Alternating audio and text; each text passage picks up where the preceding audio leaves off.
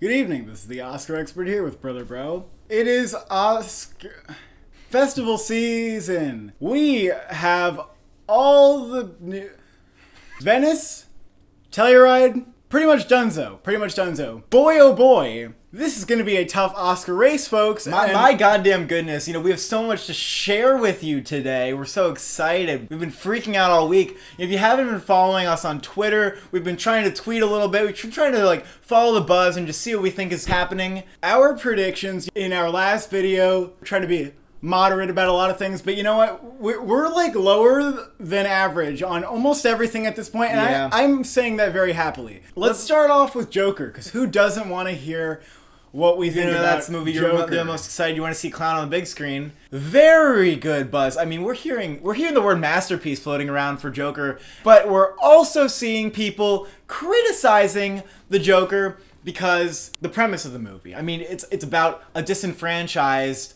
man who is angry with society, who then turns to terrorism. It's so sympathetic to that perspective that, people are worried that today we have mass shooting problems. We have problems with disenfranchised young men, incels, and is the Joker going to turn into a symbol for, anarchists? Well, I mean, you already almost have that. Have you seen people who have, why so serious profile pictures because they're super edgy? You know it's what they're already about sort of a when you thing. see- There are so many 5-star reviews.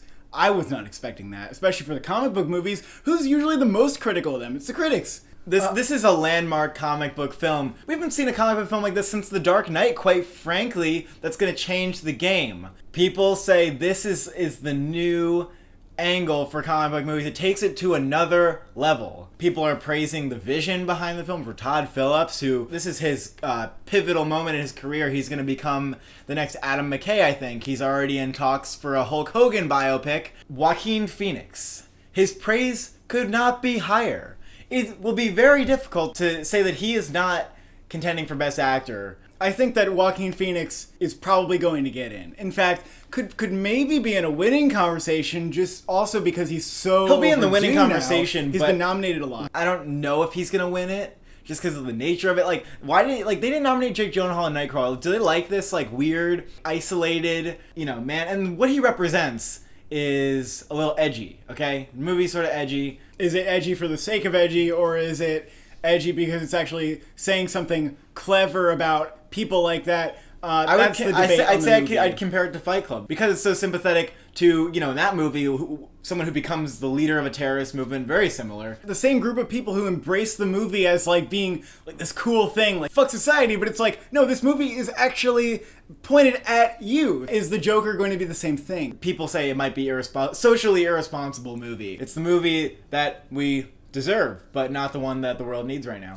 And if the movie is viewed as being irresponsible despite being good, having it in the awards conversation make voters say, I don't know if it's responsible to nominate the movie. Yeah. Could that be? You just need to see how the conversation's going to evolve. But the fact is, those voices might be drowned out. They are the minority. A lot of people think it's a masterpiece. A lot of people think it's a very good film that they want to watch again. A crazy amount of people think it's a masterpiece. Yeah. Couldn't be more excited, to be honest with you. And I'm not a comic book diehard. Dark Knight, if there were 8 to 10 nominees that year, it would have probably gotten in. So I think Joker could get in. I'm not final on my decision. We need to just see what happens. We need to see what happens. It's hard to deny. I mean, this movie is officially right in the heart of the conversation. And it's not leaving. It's not getting out. And Joaquin Phoenix is probably the most here to stay in that conversation. Any other prospects? I mean, Cole, people say the score is great. Could it get nominated for score? Cinematography, and this maybe. Hard to say because it's not the kind of movie. I don't think so. But editing? I don't know. Maybe, maybe not. Perhaps it's just adapted screenplay is if it gets in for picture, I think it would. I don't know about that. I don't know if it needs screenplay, honestly, Cole. Because I don't think it's going to get director. I don't know if people see Todd Phillips as being that mature auteur at the moment. I don't think it matters. I mean, Nolan didn't get nominated for The Dark Knight, Justin. So what else do you have to say? Yeah, I mean, sure. Pretty exciting shit. Now, what movie kicked it all off at Venice, banged the roof off the roof? It was Marriage Story. This has become the biggest lock of the year, a bigger lock than Frontrunner Hollywood, new frontrunner, and not only a new frontrunner for Best Picture. Best actor, best actress, and best supporting actress. It is easily the front runner, and I honestly think that it could win 3 acting Oscars. Oh God, Cole! When was the last time that happened? It happened with Network. It happened with Streetcar Named Desire. We have to see what competition emerges. That's the whole thing. But right now, Adam Driver is winning the Oscar. For Best Actor. Who's going to challenge him? I don't think Joaquin Phoenix, just because of the nature of that role, will challenge him. However, he has more of an overdue narrative. Yeah, Joaquin Phoenix. Yeah, he does. But it doesn't always matter. Adam Driver, it's a Casey Affleck, Manchester by the Sea type The of thing. overdue narrative has been dismantled a lot of times, Cole. I mean, it was dismantled last year in Best Actress. I think people would be comfortable giving him the Oscar for this performance. Yeah, they would. Scarlett Johansson, she's the front runner. Could be challenged by Cynthia Erivo. Cynthia Erivo, is Harriet going to be really... No. Marriage Story is a more complex, narratively rich character, or whatever you want to say. Well, whatever it is, we're going to see ScarJo get her first nomination ever. For sure. And Marriage Story has a 95 on Metacritic right now. It's going to be the most critically acclaimed movie in the Oscar category, a highest Metacritic score, the critic favorite. Best Director. Sure thing. A sure thing. Baumbach is so respected. He's in. He is in. Screenplay? Winning. Well, it is winning original screenplay probably, but I will say that is the most crowded category. And you have... What else? What if Jojo Rabbit? Because that movie is so original. No. Winning, absolutely You're right. not. It's probably winning. No, Cole, Marriage Story is a screenplay movie. I mean, they capture the nuances and the ups and downs and the... right, I'm just providing... complications. It's my number one as well. It's my number one as well. Cole, it's going to win screenplay. And what about Dern, buddy? What about Laura Dern? She is overdue for an Oscar. She could win. She is the lawyer. She is unlikable, which is great when you're in a supporting role. She's just on track to get, like, a supporting actress Oscar someday. She's being mentioned alongside the leads as being, like, such a great performance. People would easily give her the Oscar. These are all frontrunners. All these 3 are frontrunners. Now, what about, is Alan Alda a contender? I haven't heard buzz around him. You should have heard buzz around him. Well, I didn't. He doesn't have the same tier level of buzz as these other frontrunners. I don't know if he gets in. I feel he wouldn't be on my top 5, but there's buzz for him. I think if he does get in, it would be sort of like this kind of Jackie Weaver Silver Linings Playbook surprise, where the other performers are on a higher pedestal, but then they just somehow get in anyway. But I'm seeing other stronger supporting contenders. I'm not sure he can get in there. Technicals for this movie, editing is very possible, I think. Score. Have we heard much about his score? We know Thomas Newman's think he's a doing contender. I don't even like. Sometimes you don't even need to hear that much buzz around score for it to happen. I feel like I would have heard a little more buzz around it. It's like accompanied to Randy Newman's score. That's what people say. Like, it could get nominated. He's Randy Newman. You have 3 acting nominations. You have picture, director, screenplay. So that's 6. And then it could get an editing and a score. That would be 8. It could win Best Picture if unchallenged. I mean, think about it. We're saying that it's a frontrunner for screenplay and 3 acting awards. How does that not make it the frontrunner for Best Picture as well? When it comes out on Netflix, it's going to be a hit. Like, everybody's going to see it, and they're like, oh my god, Marriage Story. That's already happened. It's already happened. Yeah, but I'm saying like how the buzz is going to change over time, or like people are like literally floored by this movie. They're floored. It's Baumbach's magnum opus. It's considered a masterpiece. Ad Astra was the second movie to premiere at Venice, and surprisingly good reviews. There was very good like, reviews. Trailer was like, ooh, what are we doing here? Because it's like James Gray space epic. What's going on? Is this a blockbuster? Is this an art house movie? Some people really love this movie. Others think it's good, not great. The response isn't unanimously good, but right now it's sitting at a nice 81 on Metacritic. And some people have used the M word. Masterpiece for this movie. A couple people have. And this reminds me of a little movie called Annihilation that came out last year. I don't know if you remember. It was in our top 3s. We thought it was one of the best ones of the year. Because the trailer for that looked a little pandering. Like, there were some weird monsters in it. And then people saw it and they were like, no, this is more for the art crowd than it is for the mainstream audience. And I think that's the case with Ad Astra. I think you're going to get accusations that it's a boring movie from the average plebe. Too slow. Pitt doesn't do anything. It's ultimately trying to resonate with these bigger messages. I mean, the score is by Max Richter. That means quiet, contemplative movie. It seems like it's achieving something great, and it has, soaring ambitions to do that. Because of that, I don't think it's getting in Best Picture. We don't think it's going to see major Oscar nominations because it's not going to resonate with regular people. It's a little too slow for them. But I think that it's going to be in there for visual effects, sound editing, sound mixing. Do people talk about the sound? Do they single it out? Does it matter? Or it's just like it's a space movie. It's a space movie. It gets nominated for sound. Score is in contention too. The cinematography is like, maybe it's iffy. People are complimenting it a lot. It's Hoyte van Hoytema. You know. But he didn't get nominated for Interstellar, which was a ginormous snub. And look what happened with First Man. That was also snubbed for cinematography. Yeah, so they don't always go for that. I also want to mention that on Letterboxd, this movie has like a 3.4 or something. Yeah. It has a lot of like middle of the road reviews. I'm extremely excited for the movie. I think I'm gonna like it. You know, we don't think it's a Best Picture movie, but we're really happy to see those reviews come out. People are also saying Pitt is amazing, but I don't think he'll break into Best Actor. He doesn't need to. He's already the frontrunner and supporting actor. The Truth was the opening film at Venice from director of Shoplifters, and this one has like good, not great reviews. Some people say it's a misfire. I mean, some people just it's not think it's enough good, not to great. make a big splash. You're not really going to hear a lot about it. Yeah, it's sort of a blip. Laundromat. See ya. I think you have around a 59 on Metacritic, and that's just not... 59? Yeah. I saw 64 last I checked. It went 59. down. Oh my god. It is not flying. Not flying high. It's lower than like other Soderbergh movies from the past years, and which I this thought one was were pretty supposed to be mediocre. like Oscar set. He's just like doing his own thing too much. Like someone needs to rein him in.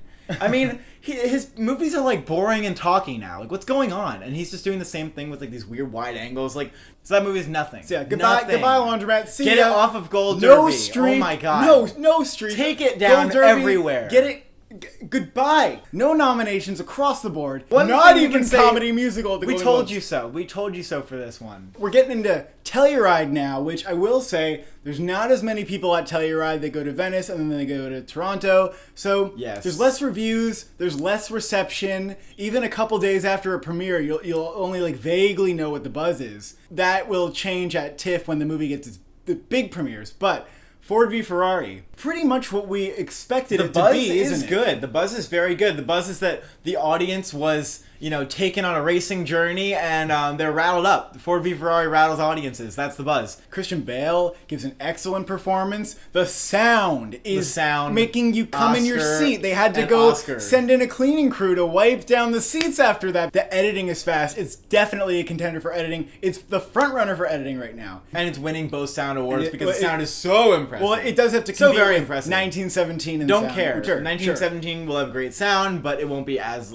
impressive as this movie is. We'll see about that, buddy. I mean, it's gonna be like it's moving all around you. I don't know what to say. Good old fashioned Hollywood blockbuster that has heart, has character, all the ingredients, is maybe a little too conventional. And a little too long, people say. A little slow in like the first act. People think that third act, though, racing. Once you get to the racing, it's going to be worth the price of admission. IMDb is going to eat this one up. I think it's going to make a lot of money in the box office. Where are these, original movies nowadays? And then it's going to be like, here it is, it's Ford v Ferrari. And everyone's going to see it and they're going to think, oh, that was a great racing film, People say it's a little conventional. It's not going to be critics' pick for the best movie of the year. However, that does not always count it out of Best Picture. I mean, we have to be honest here. The critics might not think it's Best Picture of the year, but look at Hacksaw Ridge. Not a masterful film, not breaking any new ground, but it was crowd-pleasing. What happened with Bohemian Rhapsody? Same exact deal. Sometimes we just need to please the audience, have it be the crowd-pleasing movie of the year. And so this movie could be that. You have to wait till the box office happens, People are saying it's Rush, where it doesn't get many nominations, but the problem with that is I think this has a lot better box office potential than Rush did. I would hover this around like the lower tier for your Best Picture list right now, but at the same time, it might not be like fully embraced as a Best Picture worthy movie. So we have to see. I think there is a way that this movie can get into the Best Picture race. The audience buzz matters a lot. The IMDb score matters a lot. If this is like IMDb's favorite movie of the year, aside from Joker, then it could get into Best Picture. Yeah, maybe. The Two Popes has some reactions now. Not too many reviews, but what we're hearing is that there's some good buzz around the movie. If you were to tiptoe around Venice, you would hear people buzzing. We were kind of skeptical about what is this movie? Is it just a charming movie for the old folks? But then the trailer came out and it actually looked pretty interesting. Apparently, it is very good. I don't think that it's going to get Best Picture, but we have strong hype for Jonathan Pryce in lead actor. We also have really strong hype for the screenplay. It is a talkie movie. I think if anything, it's a screenplay. Yeah, very standout dialogue in this movie. While it is the director of City of God, it's actually like almost more the screenwriter's movie who wrote Darkest Hour, Theory of Everything, Bohemian Rhapsody. 3 Best Picture nominees. That's crazy. I feel like none of those movies, though, to me, are like that impressive for their screenplays. Exactly. But I think this is like the first one like that he's done that kind actually of is interesting impressive. that it is that. Jonathan Pryce for lead actor. It really could happen for this movie. Where does Hopkins fit into this? People say he's like nearly as good. I mean, he and Pryce are being mentioned in the same breath as being excellent performances. Do they see the hype for Jonathan Pryce? I see you, Jonathan Pryce, and I also see you, Hopkins. Jonathan Pryce gets the bone, but you get a little treat too. You're going to go into supporting actor. Does that happen? I think that obviously he's going to be campaign and supporting actor. I think that would be the smart thing to do, but I don't know. Like, well, the studio's obviously going to do that. When is the last time you had 2 leads competing against each other? Never. Yeah, maybe he could get buzz. I don't know, though. I just don't see it as much as Pryce. I don't know why that wouldn't happen if you have a movie where the lead actor gets nominated, but then the supporting who's just as good doesn't. I mean, it always seems to happen that both of them get nominated. Is this Can You Ever Forgive Me? Where it gets screenplay, a lead and a supporting. Most likely screenplay, I think. It's like a screenwriter's delight. Best actor race is super crowded this year. It's actually insane. I don't know. I mean, I fit them all in nicely. I think I had to take out De Niro, but... how are you going to do... what? Well, I don't know. I mean, we have Michael B. Jordan coming up. Exactly. What is that? Would be 7. And is Hanks in lead? We even have hype for Adam Sandler in Uncut Gems. There is some buzz for Adam Sandler. They say it's his best movie yet. It's like a movie about greed where apparently every line of dialogue is just like shouted. This is apparently an extremely loud movie. The dialogue, the sound, the blaring electronic score. It's cranked up to 11. Yet Adam Sandler running around like just this noise. It's a cacophony. It's like Good Times Squared. It's giving critics like a thrill. They really like it. It's also giving other people anxiety and paranoia. Yeah. Critics are, for the most part, really liking the movie, but there's also going to be a little bit of a divide. I have seen people complain that the movie's just flat out too loud. Some people say it doesn't go anywhere. Maybe unpleasant. Do you like movies that are just maximalist and like in your face and like they're trying to rattle you? And for that reason, I don't think enough people are going to be on board to give this movie the Oscar hype. It's too weird to, get an Oscar screener in the mail. Like, you pop it in and it's like people shouting for like an hour or 2 hours. Like, that's what it is. People are probably going to like turn this movie off, I feel like. But people say it's his best performance. That's saying it's better than Punch Drunk Love. And people don't even hesitate that much to say that. We're going to say that it doesn't get Best Actor. No, I don't think it's strong enough. And is this a comedy? Could we see him get a Golden Globe nomination? I think it's a comedy. I think it is kind of considered a comedy. Yeah, I think it's supposed to be like funny, but like I think they could campaign it and they could get that Golden Globe nomination. Perhaps. Some people think it's kind of directionless, but others will defend it and say that it's more of a character study. It doesn't necessarily have a direction, doesn't necessarily have like a point in the end. It's more of like a dive into that anxiety and a dive into that like mindset. I mean, I'm getting real pumped up for this award season, and perhaps no movie has pumped me up more than Waves. Although we do not have a trailer, this is Trey Edward Schultz we're talking about here. You and I have seen his couple movies so far. We really see potential in him, and here it is. The world is going to see what he has to offer. Most people are eating this movie up, and some of the reviews are not only like 10 out of 10, 100 on Metacritic, like Variety's review in particular said movies of this caliber come along rarely if ever, something along those lines, which is like, my God, that's some praise. This is going to be considered some people's favorite movie of the year. A lot of critics are going to put this on their top 10s.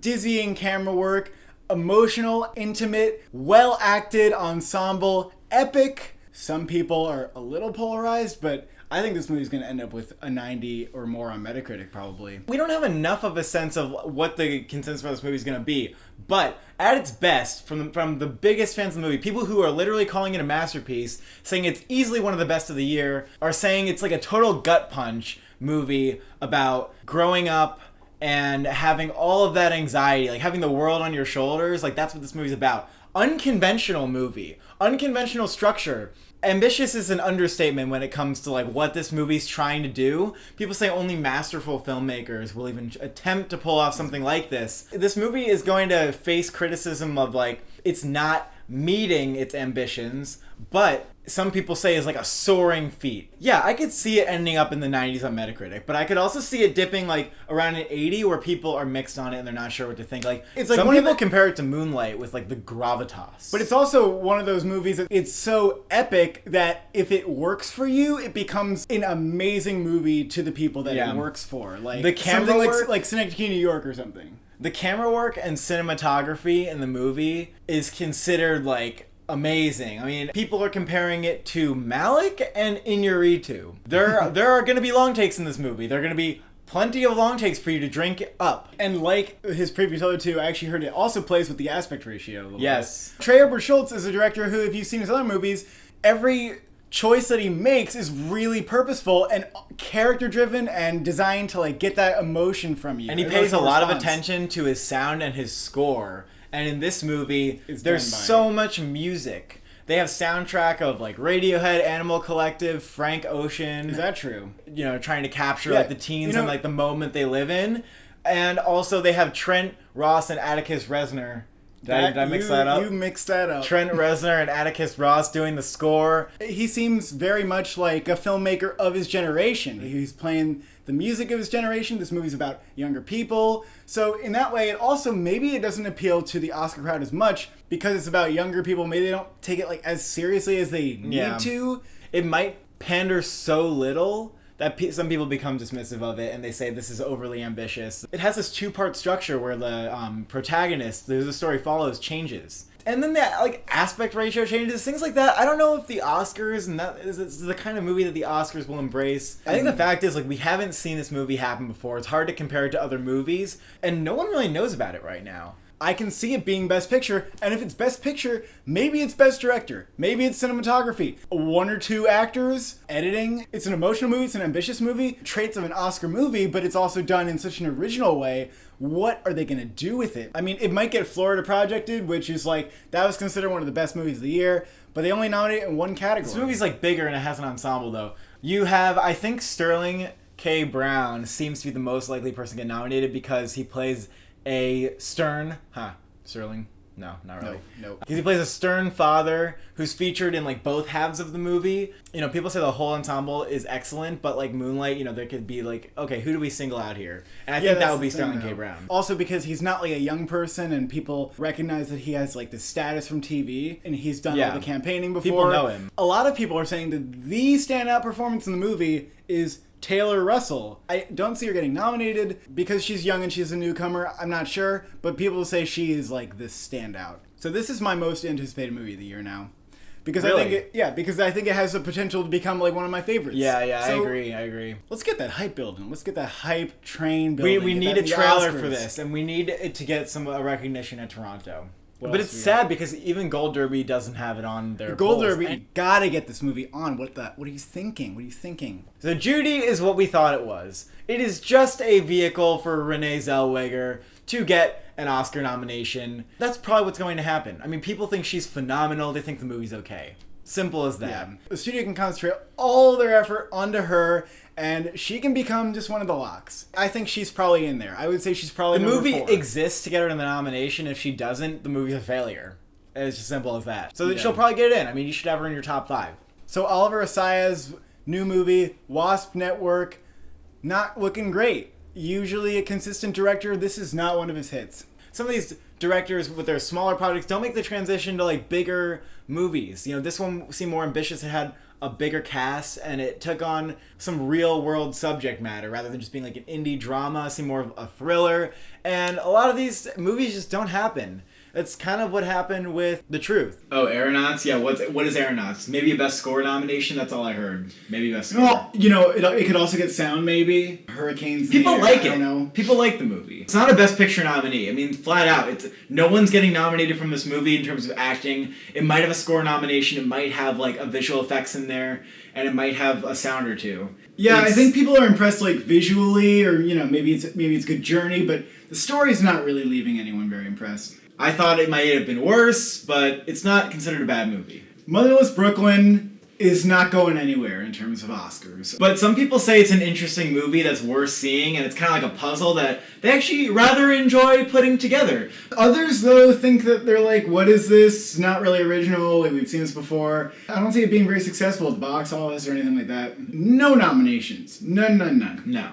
Well, next week, once the majority of the movies in Toronto have premiered, we'll give you an update on where those movies are at. We got Jojo Rabbit, we got Beautiful Day in the Neighborhood, we got Just Mercy, all premiering. After the festival happens, we'll see who wins. That'll be a big-ass deal. And then we're going to have an updated, full slate, all the categories. Is Joker going to make the list? Is V Ferrari going to make the list? Who knows? We don't even know. Thank you for watching. Thank you for subscribing. Follow us on Twitter. We'll give you those updates, hyping and screaming whenever movies premiere. What movie are you most excited to see from Telluride or Venice?